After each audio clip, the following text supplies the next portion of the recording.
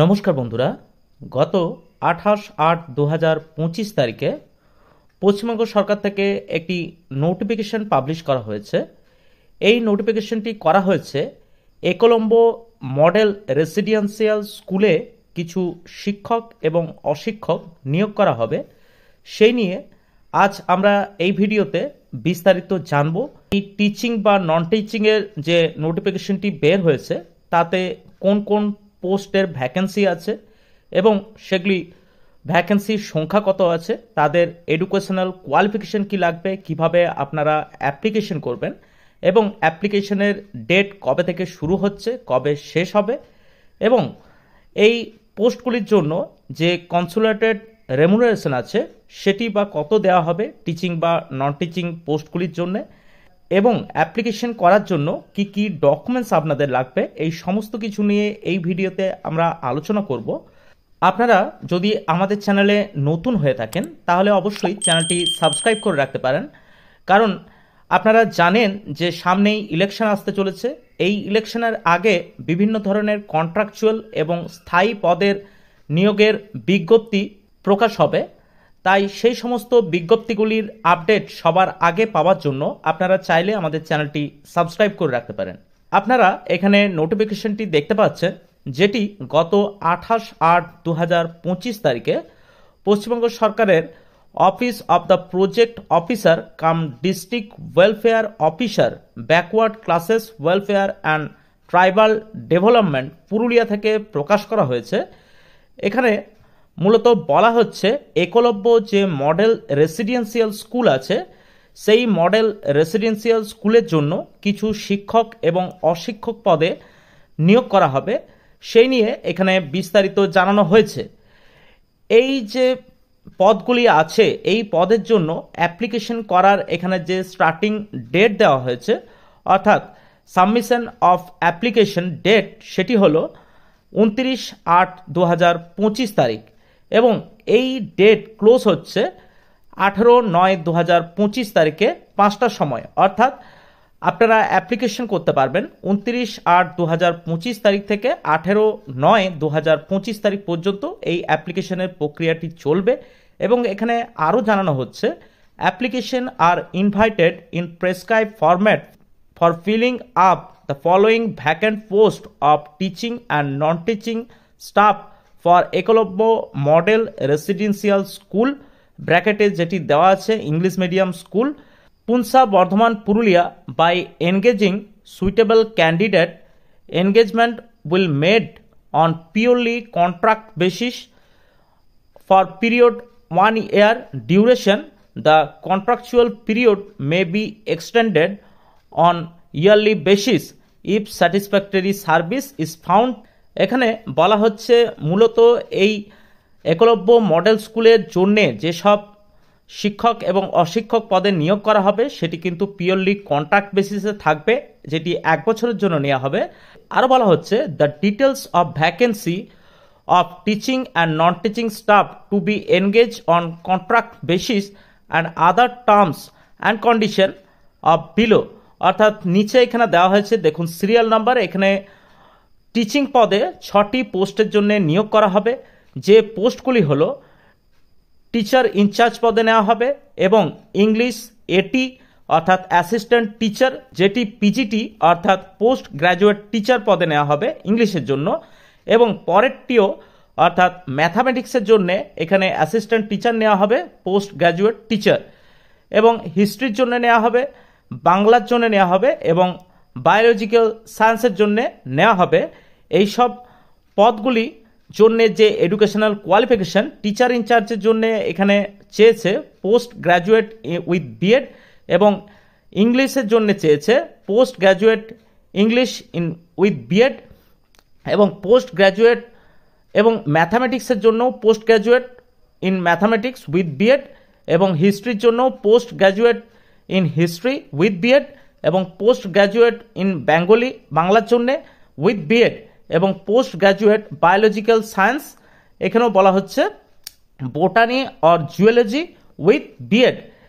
এবং এই সমস্ত যে পোস্টগুলি সেগুলি টিচার ইনচার্জের জন্য ইউআর অর্থাৎ জেনারেল ক্যাটাগরি জন্য একটি ভ্যাকেন্সি আছে, ইংলিশের জন্য এসসির জন্য একটি ভ্যাকেন্সি, ম্যাথামেটিক্সের জন্য জেনারেলের জন্য একটি ভ্যাকেন্সি, হিস্ট্রির জন্য ইডাব্লিউএস এর জন্য একটি ভ্যাকেন্সি এবং বাংলার জন্য এসটির জন্য একটি ভ্যাকেন্সি এবং বায়োলজিক্যাল সায়েন্স যে পোস্টটি আছে তার জন্য জেনারেলের একটি ভ্যাকেন্সি আছে।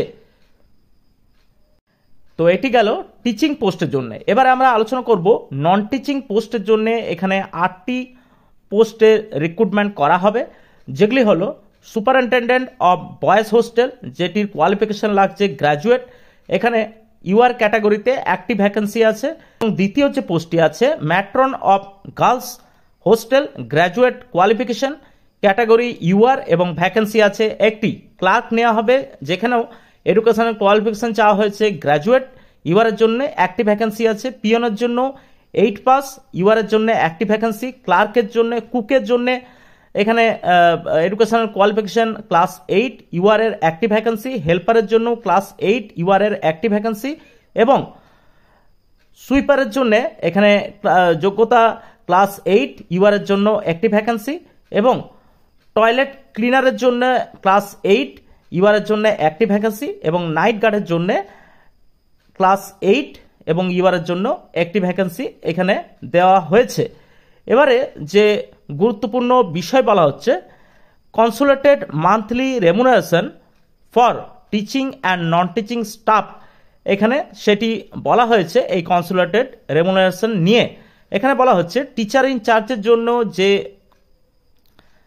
কনসোলেটেড রেমুনারেশন সেটি হলো 23,000 টাকা পার মান্থ এবং অ্যাসিস্ট্যান্ট টিচার যেগুলি আছে অর্থাৎ পোস্ট গ্র্যাজুয়েট টিচার যারা আছেন তাদের জন্য এখানে 18,000 টাকা পার মান্থ দেওয়া হবে এবং superintendent of boys hostel, matron of girls hostel, ক্লার্কের জন্য এখানে 13,500 টাকা পার মান্থ দেওয়া হবে এবং কুক, পিয়ন এইসব যে গ্রুপ ডি স্টাফেরা আছে তাদের জন্য 12,000 টাকা এবং হেল্পার, সুইপার, নাইট গার্ডের জন্য 8,380 টাকা পার মান্থ হিসাবে এখানে কিন্তু দেওয়া হবে।